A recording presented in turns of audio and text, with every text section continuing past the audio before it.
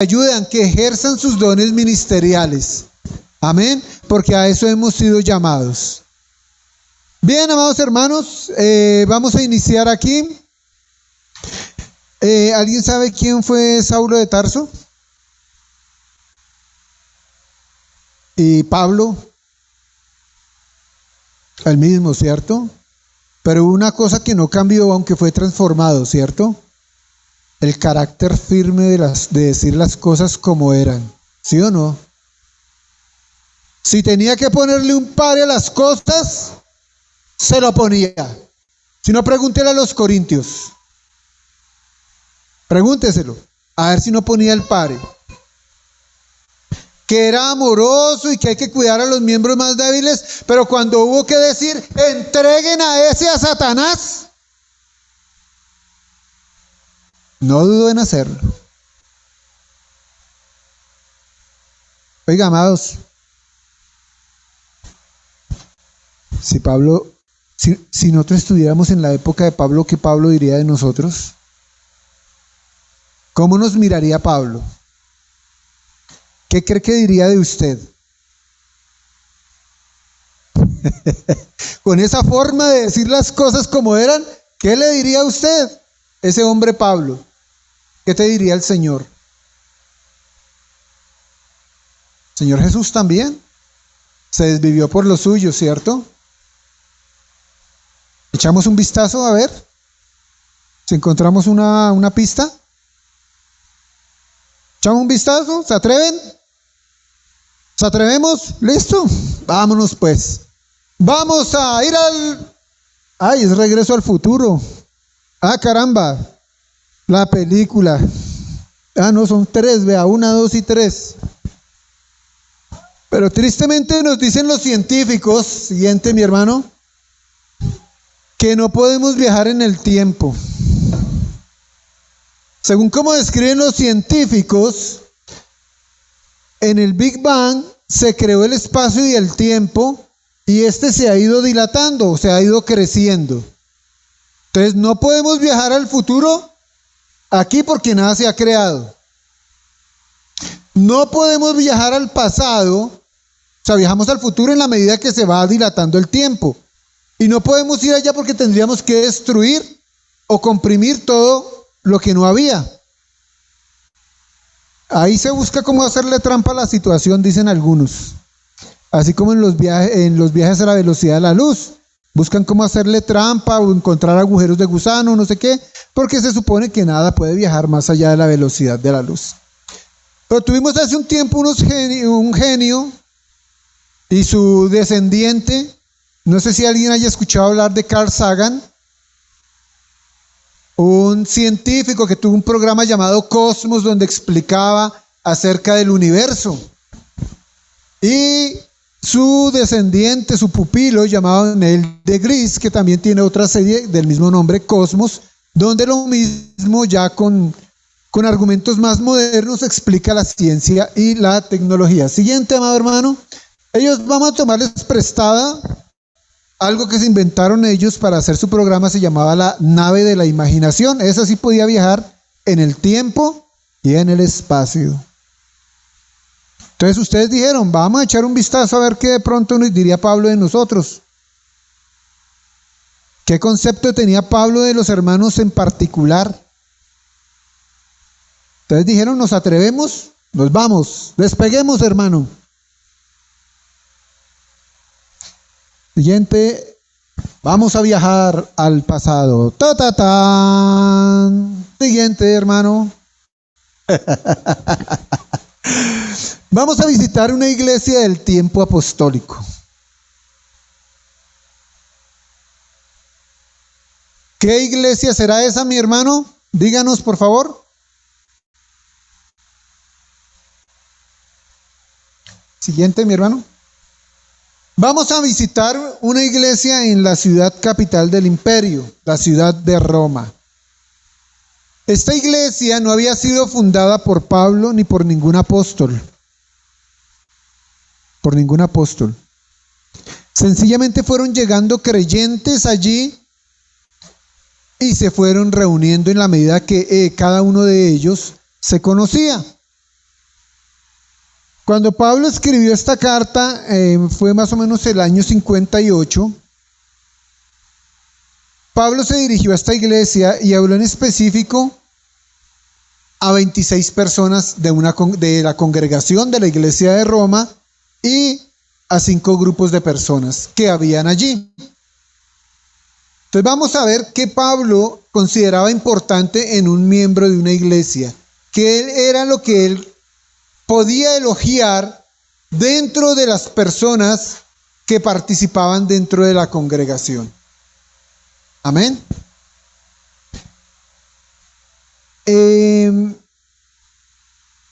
Ustedes han visto, yo les contaba a mis hermanos en la primera reunión, yo he leído varias veces la Biblia, no lo digo por ufanarme ni nada de eso, se supone que de hecho como creyentes y los que llevamos años deberíamos ya tener varias veces leída la Escritura. Tristemente conozco líderes y pastores que llevan años que nunca siquiera se han leído el Nuevo Testamento completo, ni siquiera. Y si uno les pregunta por algunas de las epístolas paulinas, que son las que, digamos, tienen cierta relevancia para con nosotros los que no somos judíos, no son capaces de dar razón. Es triste. En un tiempo en que hay tantos medios para conocer las cosas, tenemos un desconocimiento muy grande. Me he encontrado con pastores y líderes que dicen, no es necesario conocer toda la Biblia, sino solamente un pedacito. Oiga, Dios mío, pobre las congregaciones que tienen a esas personas allí, y más si son líderes y pastores. Porque la suma de la palabra de Dios es la verdad. No podemos decir que amamos a Cristo si despreciamos a la palabra hecha carne. No podemos decir que amamos a Dios el Padre si menospreciamos al Dios que inspiró y habló por medio de los profetas y los padres a los antiguos. Y no podemos decir que somos sensibles a la voz del Espíritu cuando menospreciamos lo que Él inspiró. Entonces les decía a mis hermanos, de hecho la leí incluso 2 o 3 veces antes de ser cristiano, la leí.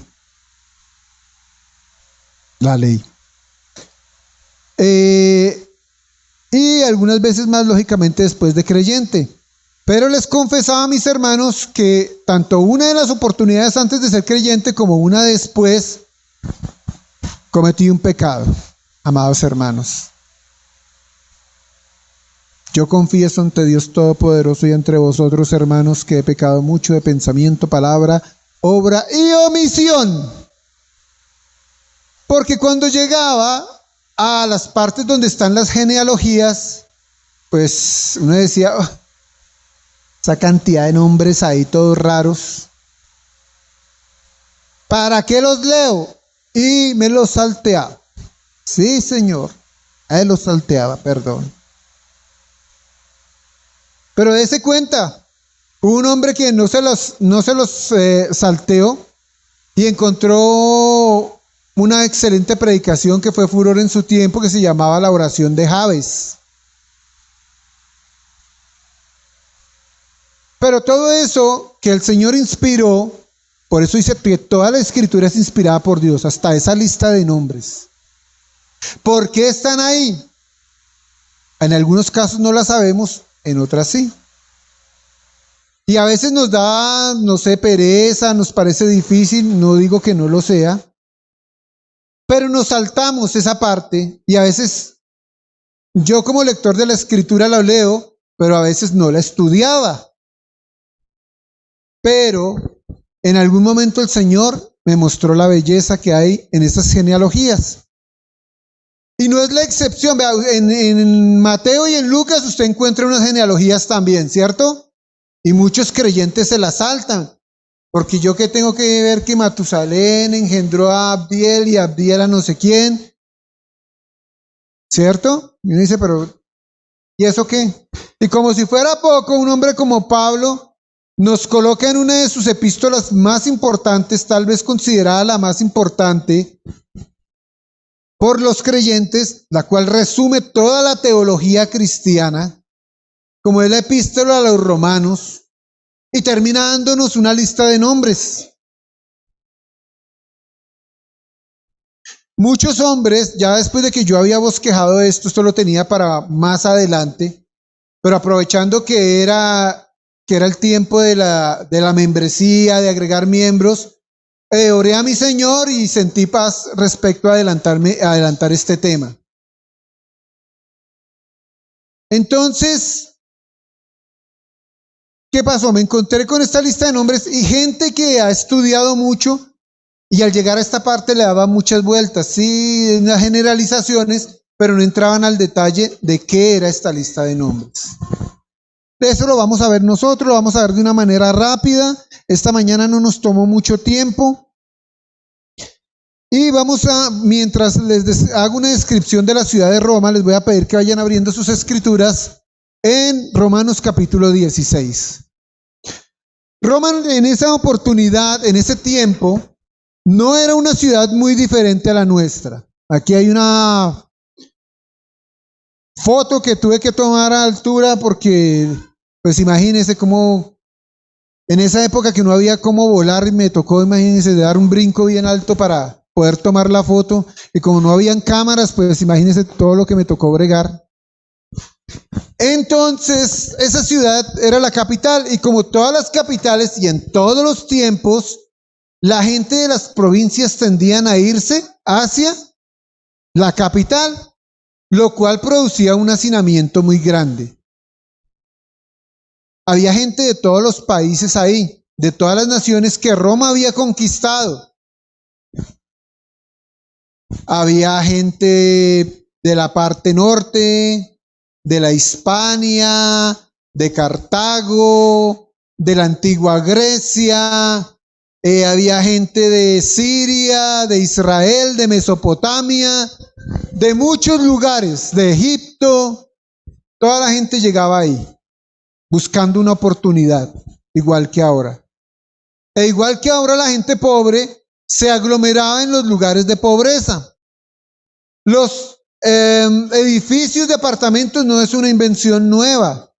Allá ya habían apartamentos. Edificios de apartamentos consistían en varios pisos, de 5 a 3 pisos, donde se hacinaba la gente. Los del primer piso eran los afortunados porque ahí sí había agua. Las habitaciones, los pisos contaban con los cubículums, o sea, cuartos que eran especializados, así como a veces tenemos en nuestras casas, que el cuarto de los niños, el estudio, la cocina. Entonces habían cuartos para todo. Lo único para quien no había era para los esclavos que tuviera la familia. Ellos sí les tocaba dormir donde cayeran. Pero a medida que iban subiendo de pisos, como eran construcciones hechas muchas veces con madera, con ladrillos de paja, y no tenían muchas veces ventanas y permanecían lámparas de aceite prendidas, había la oportunidad de que eso se quemara. Y se producían frecuentemente incendios. Tanto así que si usted estaba en el primer piso, usted pagaba el arriendo anualmente. Porque ahí tenía todas las comodidades, ahí se salvaba, si algo pasaba se podía salvar. Pero los de arriba pagaban diario o semanal, porque esa plática se podía perder en cualquier momento. La gente era pobre, había gente que comía solamente una ración de trigo de mala calidad. Carne era un lujo, igual a cualquier parecido con la realidad no es coincidencia.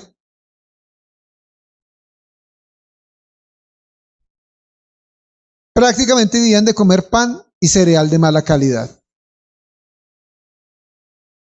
Habían unos pocos afortunados que vivían en el Chicó de Roma, se llamaba el Monte Palatino, donde vivía la gente adinerada y quedaba muy cerca al Palacio Imperial. Entonces era una sociedad con muchas dificultades, y no entro a describir más porque pues el tiempo no nos daría. Cuando estuve en la universidad pasamos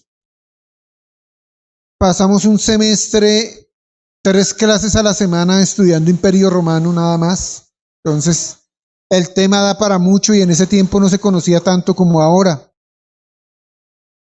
Entonces no era una situación diferente. Aparte de eso, los emperadores que habían gobernado, apenas había recién iniciado el Imperio Romano. El primer emperador había sido Octavio Augusto, que fue más o menos un buen emperador.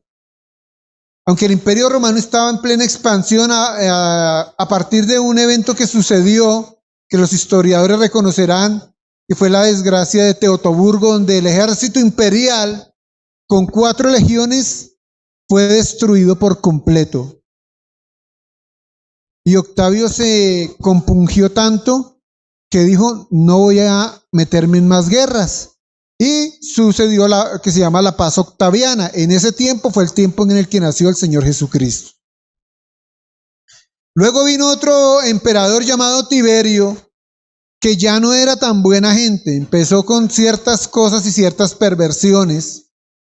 Corrupción, nada que ver con los políticos de ahora. Cualquier parecido no es mera coincidencia. Pero que más o menos tuvo un buen gobierno. En ese tiempo fue el tiempo en que murió el Señor Jesús, en que ocurrió la primera parte del libro de los Hechos. Luego vino un emperador llamado Calígula. El solo nombre asusta, ¿cierto? Un tipo que era un pervertido, que no voy a entrar en referencias, pero que aparte de eso era un loco. Tan loco era que, y vuelvo y digo, cualquier parecido con la situación actual no es mera coincidencia.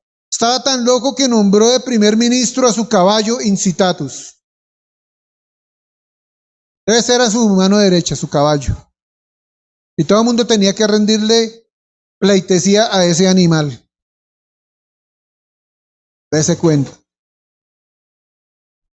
En ese tiempo se desarrolló la primera parte de la persecución a la iglesia, las primeras expansiones de la iglesia, pero no fue una persecución tan generalizada. Luego vino Claudio. Claudio era una persona medio discapacitada, pero era un tipo muy pilo, y él dijo, aquí hay que sobrevivir o sobrevivir. Y se hizo el imbécil. Esa era la descripción que hacían. No estoy exagerando, no estoy siendo grosero, pero así se le conocía, como el imbécil.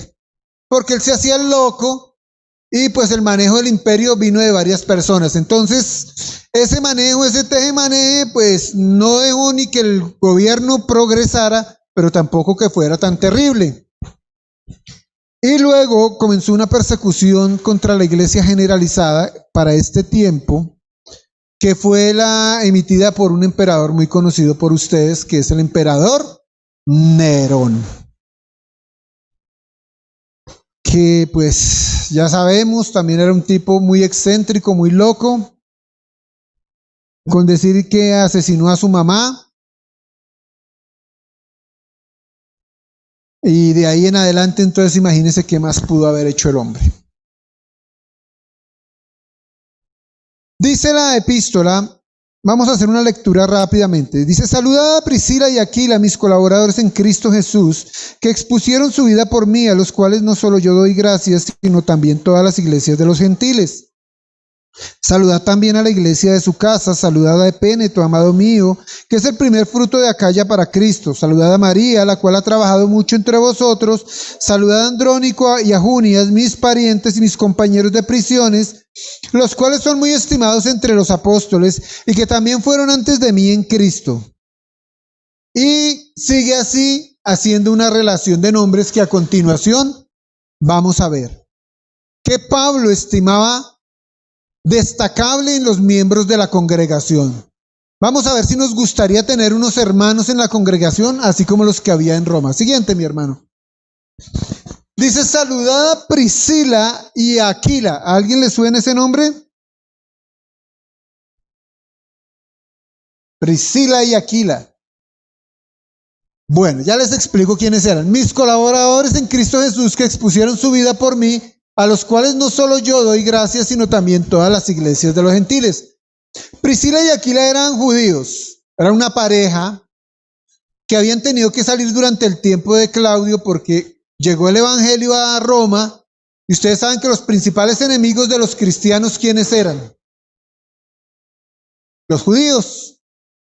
Usted mira, y a donde quiera que llegaba Pablo para predicar la palabra, a veces se quedaban tranquilitos mientras les predicaban a ellos. Y aún así empezaban a alborotarse. Pero cuando empezaban a predicarle a los gentiles, armaban unos tumultos, la cosa más tenaz. Y entonces sucedió lo mismo allí en la ciudad de Roma.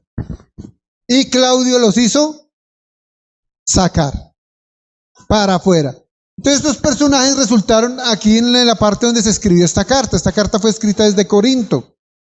Allí conocieron a Pablo, allí recibieron edificación, allí recibieron instrucción y fueron hechos líderes de la iglesia de Dios. Vea, dése cuenta, una persecución hizo que estos personajes salieran y luego pudieran regresar a edificar la iglesia.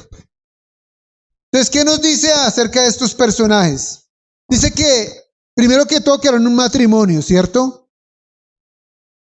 Y hoy hablo de los matrimonios que están acá. ¿Su matrimonio es un matrimonio digno de elogiar? ¿Su matrimonio es una bendición en la iglesia? ¿O sencillamente estamos allí? No hemos podido superar la etapa de niños y seguimos teniendo dificultades y problemas en los matrimonios que siempre los van a ver, pero hay matrimonios que sus miembros son afectados y no pueden ejercer sus labores porque están gastando energías peleando unos contra otros. Aquí en la congregación necesitamos matrimonios, necesitamos un ministerio de matrimonios. Y qué bueno tener unos personajes como Priscila y Aquila. Gente preparada por el Señor, gente levantada, gente que quiera trabajar para Cristo Jesús. Luego dice que son colaboradores, o sea, ellos colaboraban, no se quedaban allí solamente de visita, no se quedaban asistiendo, no recibían. ¿Recuerdan lo que nos proyectó el hermano Walter hace 8 días y varias veces antes nos los ha colocado? Donde dice que un creyente espera recibir, pero un discípulo da. Asimismo necesitamos matrimonios que den.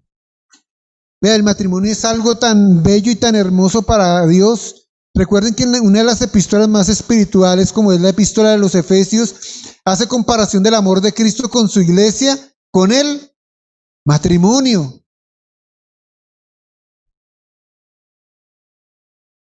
Hermana Angie, qué pena molestarte. ¿Los jóvenes a quiénes llevan?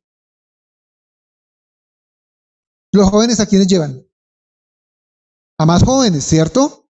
Por eso se ha separado en parte temporalmente ese ministerio, porque los jóvenes atraen jóvenes, las damas, el ministerio de damas. ¿Con quién es que más se compenetran ellas? Con las damas. Ministerio de caballeros, que no lo había, pero ya lo hay. Nos vamos a enfocar a trabajar en los hombres. ¿Y dónde están los matrimonios? ¿Dónde está? Un ministerio de matrimonios que se acerque a matrimonios, que puedan acercarse, porque solamente un matrimonio puede decir, hombre y mujer, pueden decir, oiga, nosotros hemos tenido las mismas vivencias, los mismos problemas que ustedes han tenido. Estamos aquí para servirlos. Colaboradores. Necesitamos aquí en la iglesia de Dios de la Profecía, en la estancia, un ministerio de matrimonios. ¿Quiénes son llamados? Los matrimonios. ¿Quién va a tomar esa responsabilidad? ¿Quién levantará la mano y dirá, heme aquí, Señor, envíame a mí? Ahí les estoy lanzando el guante del reto. Amados matrimonios que están aquí, que están allí y que van a ver la transmisión luego, ¿quién tomará esa labor? ¿Quién dirá, aquí estoy? Luego dice que dan sus vidas por los demás. Dice, expusieron su vida, se preocuparon por los demás, no tanto por ellos. No pensaron en ellos solamente, pensaron en los demás. Y dice, a los cuales no solo yo doy gracias, sino también todas las iglesias de los gentiles. Pablo dándole las gracias, oiga. ¿Será que los hermanos en la congregación dan las gracias porque usted está en la congregación? ¿O se cogen la cabeza y dicen, Señor, ¿por qué salvaste a este si trae tantos líos y problemas? Si es una piedra de tropiezo.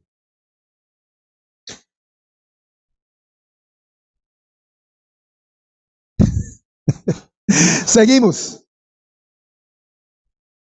Saludad también a la iglesia de su casa. Aunque aquí se refiere a una congregación que se reunía en un lugar, Pablo enumera otras veces también a las personas que estaban en la casa y que se reunían.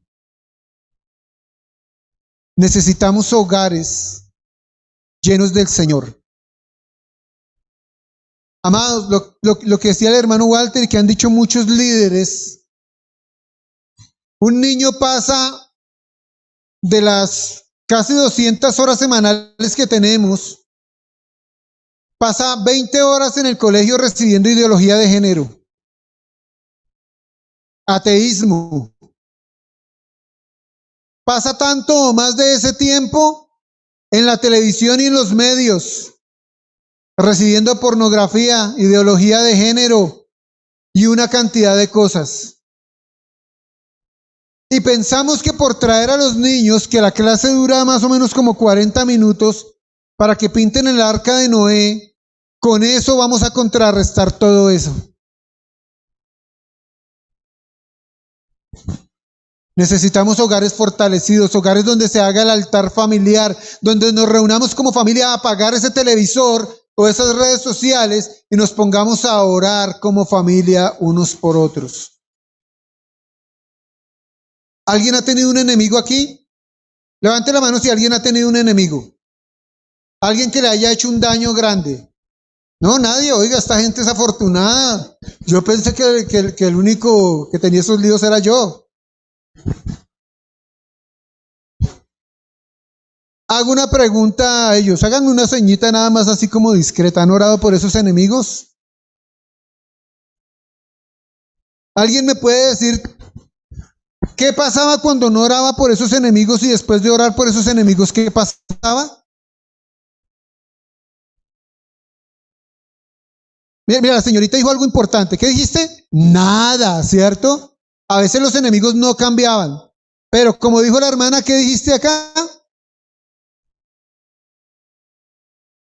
Llegaba paz y llegaba amor a nuestras vidas y nos sentíamos más cercanos a esa persona. Eso es lo que hace la oración.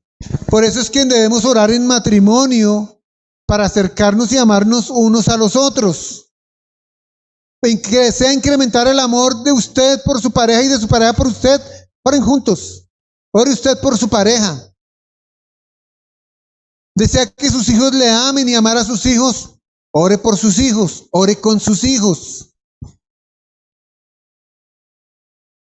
Yo he tenido gente que me ha hecho unos daños terribles y he recibido paz y he recibido amor por esas personas cuando pensaba que no podía perdonar. ¿Por qué? Porque oraba. La oración une. La oración une los corazones. Oren matrimonios. Oren familias. E iglesia, oremos más como iglesia y como congregación, porque eso también nos va a unir a nosotros y nos va a hacer tener amor los unos por los otros. Siguiente. Saludad a Epéneto, amado mío. Oiga, era un amado, inspiraba amor esa persona. ¿Qué inspiramos nosotros en nuestros hermanos? ¿Inspiramos amor?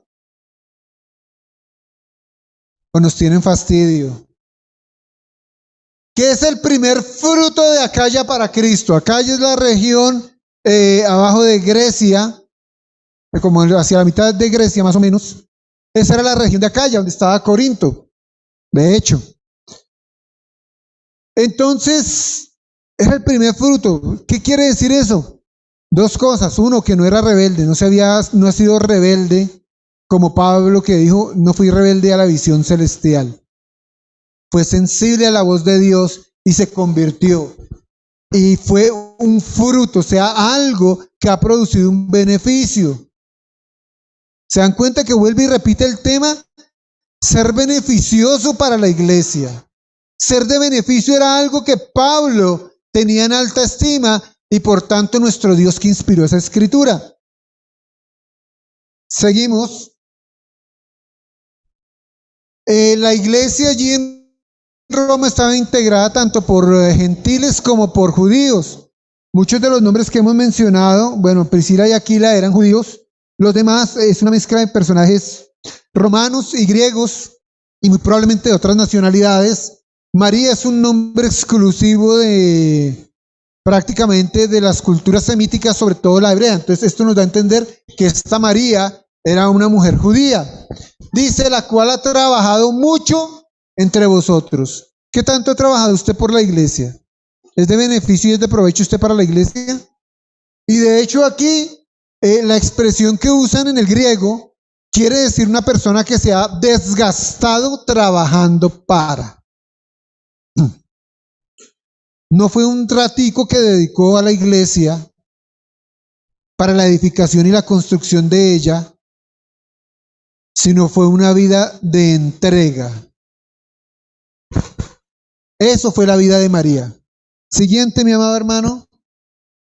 Saludad a Andrónico y a Junias, mis parientes y mis compañeros de prisiones, los cuales son muy estimados entre los apóstoles y que fueron antes de mí en Cristo. Oiga, o sea, perseveraron. Si se convirtieron antes de Pablo y estaban allí es porque eran gente perseverante. No gente que un día está emocionada y voy a la iglesia y voy a ayudar y después no. Era gente constante. Eran parientes. Y dice que eran compañeros en prisiones, lo cual quiere decir que en medio de las dificultades, estas personas, de hecho, muy probablemente era un matrimonio también, permanecieron con Pablo, lo ayudaron, estuvieron en las mismas dificultades. ¿Usted conoce qué dificultades atraviesa su hermano, su hermano? Mire hacia el otro lado de la nave de la iglesia. O sea, los que están para aquí miren para allá y los que están para allá miren para acá. ¿Conoce a su hermano? ¿Lo conoce? ¿Sabe qué dificultades pasa? Mira a los que están atrás. Gírense, por favor. ¿Sabe la razón de cada uno de ellos? ¿Los conoce? Mire hacia adelante los que están adelante. Los conocemos, nos preocupamos, sabemos su dolor y sus vivencias. Oiga, no por ser cristianos estamos exentos de las cosas. También comemos, ¿cierto? Hay gente en la iglesia que tiene dificultades económicas. También sufrimos. Hay gente en las iglesias que incluso, hasta pastores, ustedes han escuchado las noticias, pastores, líderes, que no tienen con quién hablar sus cosas y terminan suicidándose. Hay personas, aún en las iglesias, que tienen esos problemas, que sufren de depresión, que sufren de tristeza. ¿Conoce a su hermano? ¿Se ha preocupado en saber, hermano, cómo está? No el cómo está, oiga, hermano, ¿qué más? ¿Cómo está? Ah, bueno, chao. No, sino el cómo está, hermano, ¿qué más? ¿Qué hace? ¿Qué? Por eso es que ustedes me ven muchas veces a mí insistiendo aquí, hermano, no salga corriendo de la reunión. Salude a su hermano, pregúntele cómo está. Si tiene el número de teléfono y puede enviar un WhatsApp, envíelo, hermano. ¿Qué más? ¿Cómo estás? ¿Qué haces? Pero hagámoslo, hermanos. Eso es el amor que une. La iglesia en esos tiempos de persecución y en los posteriores que hubo, la gente podía inventar muchas cosas. De hecho, inventaban que los cristianos se comían a los niños, y un montón de cosas que ni para qué mencionar. ¿Cierto? La gente habla. Por ejemplo, la gente de afuera muchas veces, claro que ya no tanto, pero en un tiempo atrás, la gente decía es que las mujeres que se casan tienen que acostarse con el pastor. Esos inventos. Ese cuenta usted.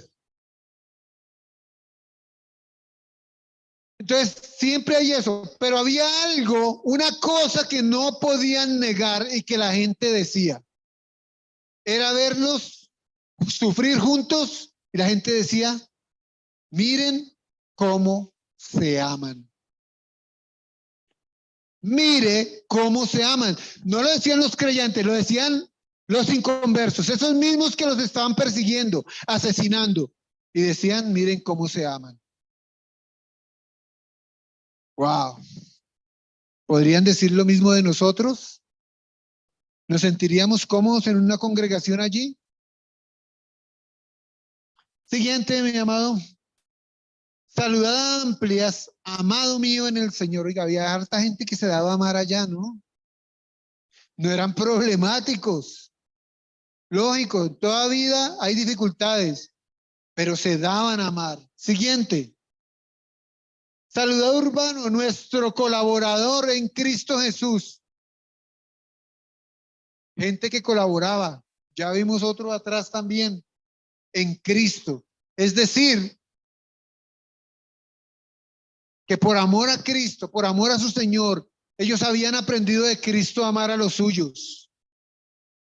Recuerde lo que decía en Juan, como amó a los suyos y los amó hasta el extremo, así somos llamados nosotros a amar a nuestros hermanos. Sí, sí, sí. Aún a ese que tiene esos problemas y esas dificultades.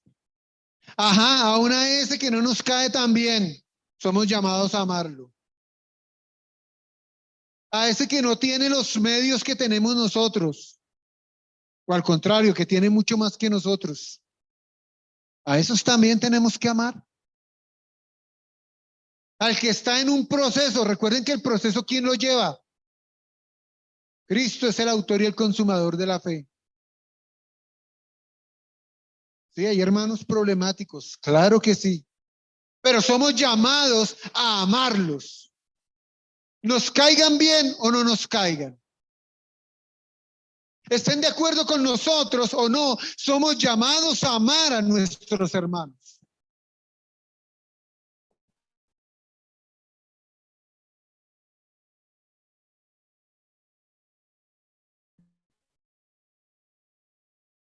Y en este tiempo, vea, aún en este tiempo, yo soy de este partido y yo soy de este otro. Qué vergüenza, vergüenza. Yo creo que hasta estiva Dios le da que los creyentes se rebajen a tal nivel.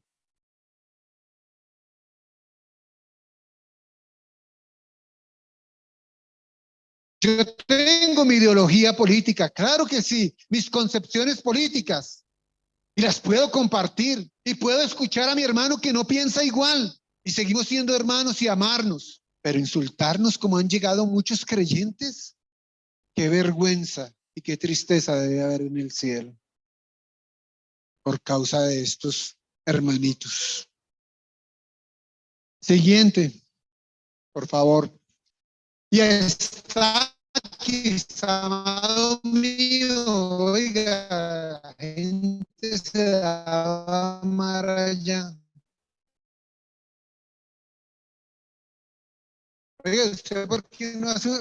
Se me acaba de ocurrir algo. ¿Será que los hermanos, usted que escucha ya a los hermanos hablar, que se reúnen, ¿será que sí soy amado? ¿Sí? ¿Sé que hago algún trabajo? ¿O será que están hablando mal de mí y con justa razón? Pues cuando no lo hacen con justa razón, pues listo. Dice el apóstol Pedro, es bueno sufrir así sea mentira, pero cuando es con justa razón, estamos siendo de utilidad en la iglesia o somos asistentes. Siguiente, amado. Saludada a Apeles, aprobado en Cristo. ¡Wow! Se nota que era un hombre que este Apeles que era, inspiraba, porque por donde quiera que se le juzgaba, decían, está en lo correcto, es un buen hijo de Dios, es un buen siervo de Dios y asimismo servía de inspiración. Servimos de inspiración nosotros en la iglesia, a veces ni en el hogar, a veces ni en nuestros trabajos. Pero amados, inspiremos a los demás. Tú con tu trabajo y con tu don, puedes ayudar a los demás. A cada uno de nosotros se nos ha dado un don y un talento, y a veces un más de uno, como decíamos, para que ayudes a edificar a la iglesia. Ahorita vamos a detallar un momentico eso más. Amado, siguiente. Saludad a los de la casa de Aristóbulo. Oiga, toda la casa, todo su hogar en Cristo Jesús. Porque hubo alguien que habló, alguien que tomó la decisión, alguien que lideró. Vea, normalmente, ¿quién llevaba sobre todo en esa época, quién llevaba la batuta en los hogares? El hombre, el varón. En todas las sociedades, tanto en la judía como en la romana, la medo-persa, era el varón el que llevaba. ¿Cierto? Por eso Josué, por ejemplo, pudo decir, mi casa y yo seguiremos al Señor. Yo agarro a mi familia y si me toca jalarlo, lo llevo. Pero a veces por falta del esposo, porque el esposo no es creyente, mujer, niño, joven, tú también lo puedes hacer. Recuerden a Lidia. Cuando Pablo predicó, dice que Lidia se convirtió junto con toda su casa. Lidia no esperó, oigan, yo me convertí, a ustedes no les gusta, no, vamos a servir al Señor, vamos, camine, animaban, vamos a la iglesia, vamos a orar, vamos a leer la escritura. ¿Hacemos eso en nuestros hogares, amados? Si lo estás haciendo, felicitaciones. Esfuérzate más. Si no, aún estamos a tiempo. Aún hay esperanza para nosotros. Siguiente, amado.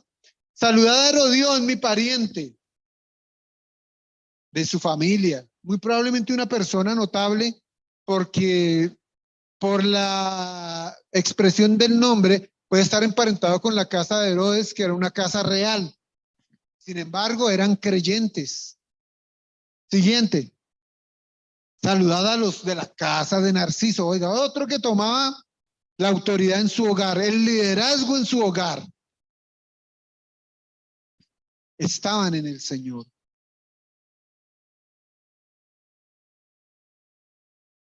No sé cuántas damas hay aquí que su esposo no es creyente o no es un buen creyente. Amada, inspire. Amada, amárrese las naguas, los pantalones para guiar a su iglesia, a su congregación que tiene allí responsable, que es su hogar. ¿Con qué fin? ¿Con que le digan la santa, la líder de la familia? No. ¿Qué dice el apóstol? ¿Qué dice la escritura? Para que puedan ganar a sus esposos. La meta no es dárselas de santa, la meta no es usurpar el lugar del varón, la meta es que su esposo sea un creyente. Mujeres que tienen esposos creyentes, pero de pronto no son ese líder que ustedes desean. Anímenlos, oren por ellos, muéstrenles el camino. Y varones que están aquí, seamos varones.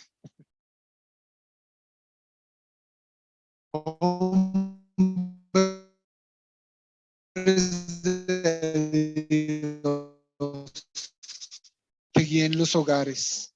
A veces somos llamados como creyentes. Seguimos, hermano. Saludad a Trifena y a Trifosa, dos hermanas, las cuales trabajan en el Señor. Oiga, ¿cuántos vagos ha admirado Pablo ahí?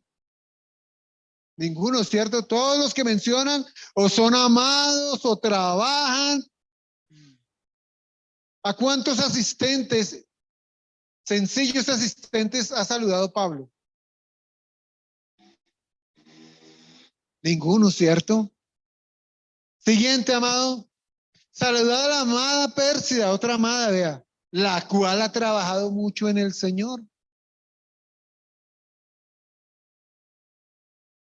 Amados, ¿ustedes se acuerdan lo que el Señor Jesús enseñó? A aquellos que les fue entregado talentos, a aquellos que les fueron entregadas minas. Cuando escondemos nuestros dones y nuestros talentos, cuando no trabajamos en la congregación, estamos haciendo eso, escondiendo nuestros dones, escondiendo nuestros talentos, nuestras minas, y un día el Señor va a decir, te voy a demandar, ven a rendirme cuentas de lo que te di. Dios mío, qué vergüenza han de pasar muchos. Cuando lleguen, Señor, escondí tu don y tu talento, aquí tienes lo que es tuyo. Es cosa seria, amados. Vea, yo estaba antes en una congregación. Al principio Dios me usó de una manera muy, muy grande, y lo digo para su honra, para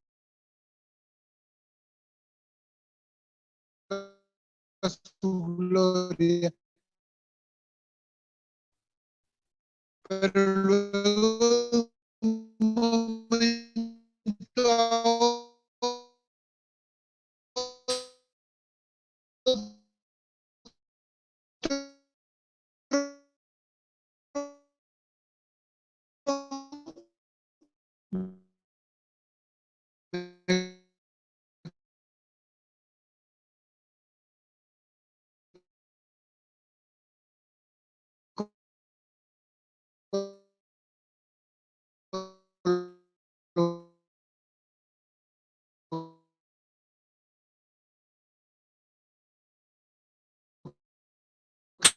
a damas, para caballeros, para jóvenes y aún para niños.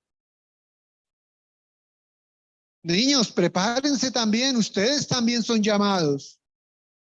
Siguiente, amado hermano. Saludad a Síncrito, a Flegonte, a Hermas, a Patrobas, a Hermes y al convito que está con ellos. Ese era un combo, vea, un combo ahí bueno. Ahí menciona 2, 4, 5. Pero era un combo que edificaba. Tenemos nuestros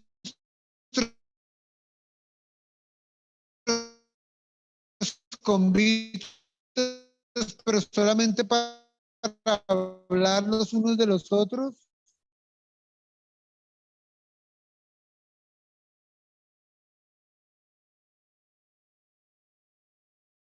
Para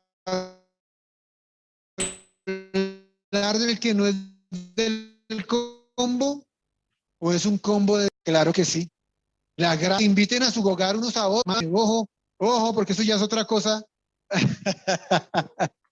Pero sí, para preocuparnos unos por los otros, para conocernos unos a los otros. Siguiente, amado. Saluda a Filólogo, a Julia, a Nereo y a su hermana Olimpas y a todos los santos que están con ellos. Otro combo, vea. Wow, qué combos tan hermosos.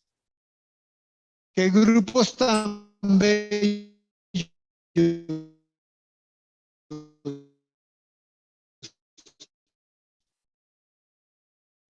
Amados, no lo perdamos.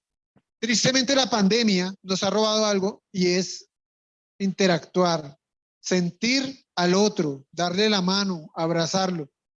El segundo momento más emotivo que yo he vivido en la iglesia, en la estancia, sí, he recibido un momento muy precioso en el Señor.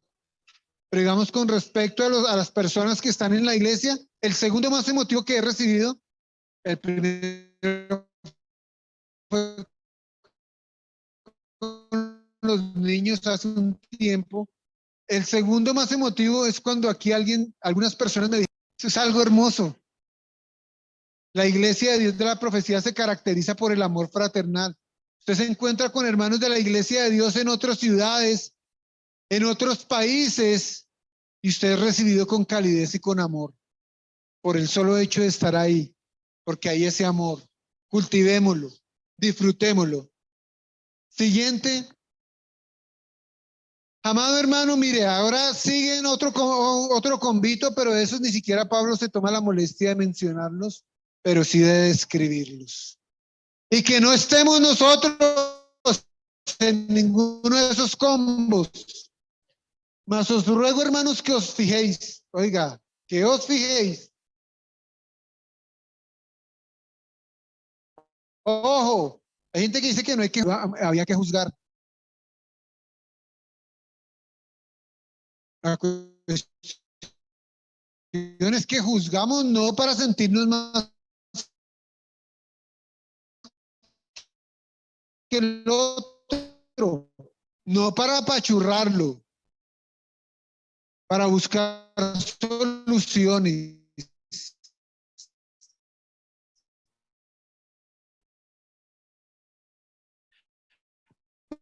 Para buscar restaurar.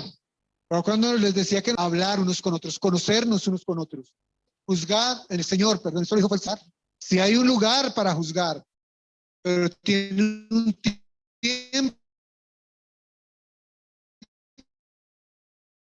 y una forma de hacerlo. Que os fijéis en los que causan divisiones y tropiezos. Esos que son qué, porque no hacen nada y uno no sabe si cogen en contra de la doctrina que vosotros habéis aprendido y que os apartéis de ellos. De eso sí hay que empezar a guardar distancia. No sirven al Señor. Ojo, los que, o sea, sus intereses. Y con suaves palabras y lisonjas engañan los corazones de los ingenuos. Son personas muy palabreras que saben llevar. ¿Cuántas iglesias no se han dividido? Porque no se siguió esto de fijarse. ¿Cuál es el motivo de que mi hermano me hable en contra de mi líder, de mi pastor? ¿Para buscar una solución o para buscar hacer daño? Si es para una solución, bueno, hermano, le acepto eso. Vamos y hablamos con ese líder, con ese pastor. Ese es el método. Esa es la forma.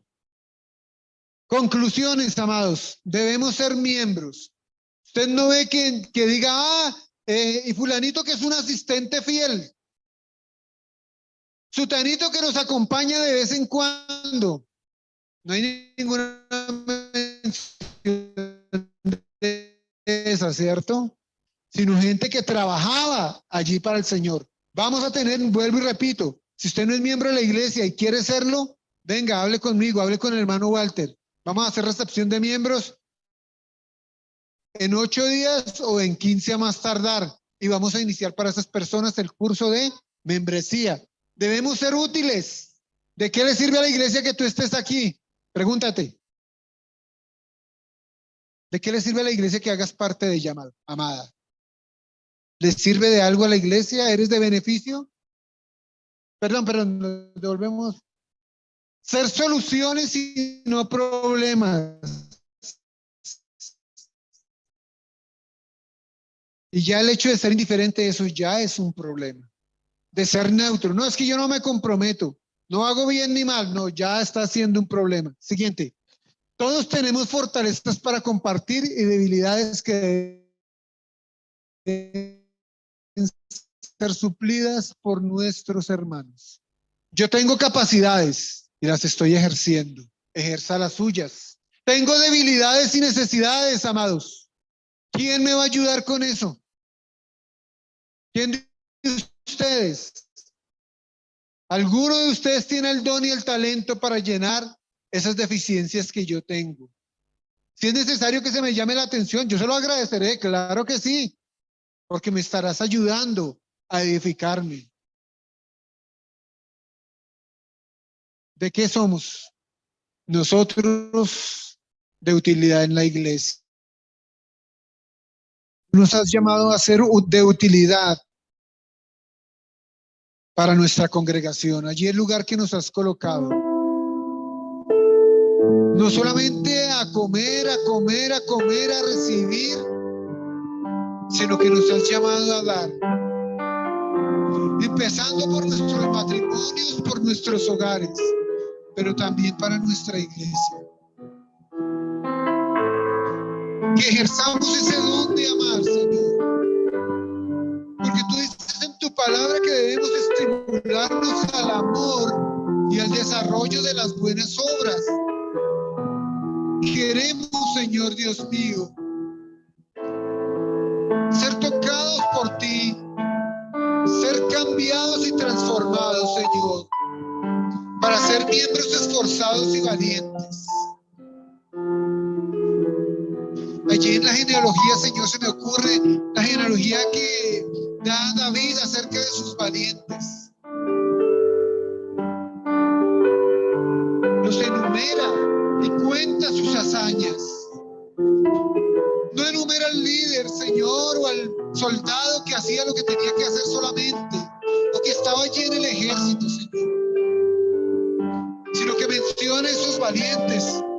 Recuerdo a un CNI, si mal no estoy, Señor, que se paró en un campo de lentejas a defender a su pueblo cuando todos huían. Señor, si en mi hogar, si en mi familia, yo, mis hermanos, Señor, son los únicos o son de los pocos que están en la fe, allí en el hogar, Señor, se pare como un valiente a defender tu nombre, Señor, primero que todo, a defender tu honor, Señor, que hoy en día el creyente tanto menosprecia, a defender la iglesia, Señor, cuando tantos hoy en día dicen que no es necesario congregarse, Padre. Señor, haz volver en razón a esas personas, por cierto. Hazlos volver en persona. Ten misericordia de ellos. Y a nosotros que estamos aquí en una congregación, arraigados y cimentados, que estamos sembrados, podamos crecer como árboles fuertes, no como unas hierbas, Señor, que se dejan llevar por el viento, sino que nuestro crecimiento sea el de árboles fuertes, que lleven fruto, Señor. Padre amado, venos aquí delante de tu presencia, Señor, diciéndote, Señor, quiero ser útil, diciéndote, Señor, quiero ser de provecho, Señor, quiero ganar una corona, quiero llevar una corona o más, Padre, para decirte, aquí está el trabajo de mi corona y lo entrego a tus pies. Oh Señor, Dios mío, quita de nosotros la indiferencia, quita de nosotros la pereza, Señor Dios, de trabajar para tu obra, de estar en la iglesia, Señor, siendo de utilidad. Padre del cielo, venos aquí, Señor, que nos amemos a través de servir a los demás hermanos, que nos amemos, Señor, como congregación, tanto como para edificarnos los unos a los otros, tanto que si mi hermano necesita crecer y necesita pararse sobre mí, puede hacerlo yo, Señor, puede decirle, súbete encima mío, Señor, hermano, crece, surge. Necesitas de mi ayuda, de mi tiempo, Señor, poderle decir, úsalos. Gracias, Señor. Venos aquí delante de tu presencia.